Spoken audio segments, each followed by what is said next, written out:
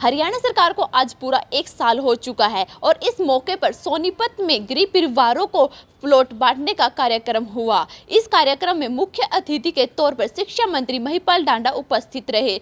उन्होंने सोनीपत जिले के 13 गांव के सैकड़ों गरीब परिवारों को प्लॉट बांटे। महिपाल डांडा ने बताया कि जो बुढ़ापा पेंशन है वो 3000 से बढ़ाकर 3200 रुपए कर दी गई है। इस मौके पर उन्होंने नायब सैनिक की सरकार की तारीफ की और उन्होंने कहा सरकार हर वर्ग के लिए काम कर रही है। उन्होंने कहा पुलिस द्वारा गैंगस्टरों के खिलाफ सख्त से सख्त कार्रवाई की जा रही है व बदमाशों के खिलाफ भी सख्त कार्रवाई की जा रही है। किसानों के मुद्दे को लेकर विपक्ष को घेरते हुए उन्होंने कहा जो किसानों की फसल है वह एमएसपी पर खरीदी जा रही है व किसानों को जो नुकसान होता है उसकी भरपाई के लिए सरकार द्वारा उन्हें मुआवजा भी दिया जा रहा है। इस 1 साल पूरा होने पर सरकार ने गरीब व्यक्ति के लिए, किसान के लिए, इस देश की इंडस्ट्री के लिए और इस देश के नौजवान और महिलाओं के लिए ऐसे अभूतपूर्व काम किए हैं, उनके बारे में चर्चा करनी। और जैसे मैं आज सोनीपत में हूँ, सोनीपत में भी 630 परिवारों को, जो 13 गांव के 630 परिवार हैं, उनको आज प्लाट आवंटन वो सब किया गया है। और कल ही इन सब की रजिस्ट्री के लिए तहसील में ये जाएं और अपनी रजिस्ट्री करा लें। रजिस्ट्रियों के लिए तहसील को भी कल खोल दिया गया है। और इतना ही नहीं है, जहाँ पर 3000 रुपये पर बुजुर्ग को जो पेंशन मिलती थी, जो उसको भी 200 रुपये बढ़ा के अब 3200 रुपये कर दिया गया है। ऐसे ही प्रदेश में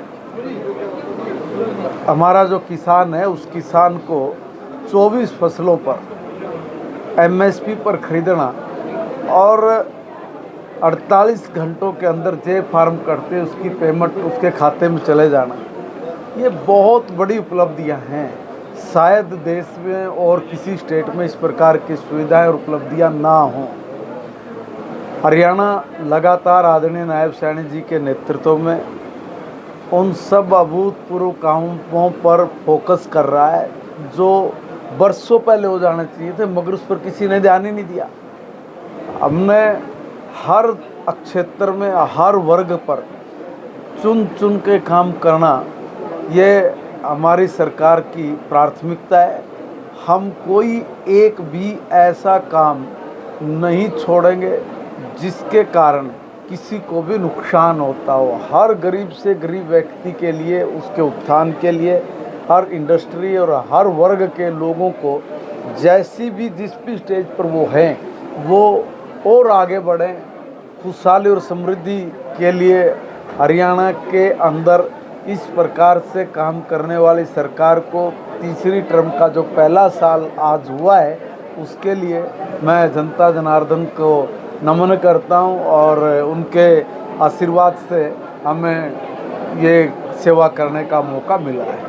मंत्री जी, आज प्रधानमंत्री आर्थिक सलाहकार परिषद की सामाजिक प्रगति सूचकांक की एक रिपोर्ट पेश हुई है, जिसमें 36 राज्यों में हरियाणा सबसे असुरक्षित राज्य घोषित किया गया है। देखिए, अभी आप रिपोर्ट पढ़ के आए होंगे, शायद अभी उसका आया होगा, एक बार हम लोग पहले देख लें। अभी वो तो आप ही लोग बोल रहे हैं, मगर ऐसी कोई बात नहीं है। हरियाणा सबसे सुरक्षित प्रदेश है। कहाँ पर आपको देखिए, एक बात होती है, कुछ घरेलू हिंसाएँ होती है, उन घरेलू हिंसाओं को भी अगर हम लोग उस वातावरण में जोड़ के देखेंगे तो ये भी ठीक नहीं है। और जहाँ पर अगर कोई गैंग वार चलाता है, कोई दूसरे तरह की चीज़ कर रहा है, उसमें तो सरकार ने और हमारे पुलिस प्रशासन ने ताबड़तोड़ एक्शन लिया, किसी को छोड़ा ही नहीं। जो भी कोई इस तरह की गलत एक्टिविटीज़ में मिलता है, शायद उसको अगला दिन नहीं होने देते होंगे, प्रशासन उस पर सख्त एक्शन ले लेता है।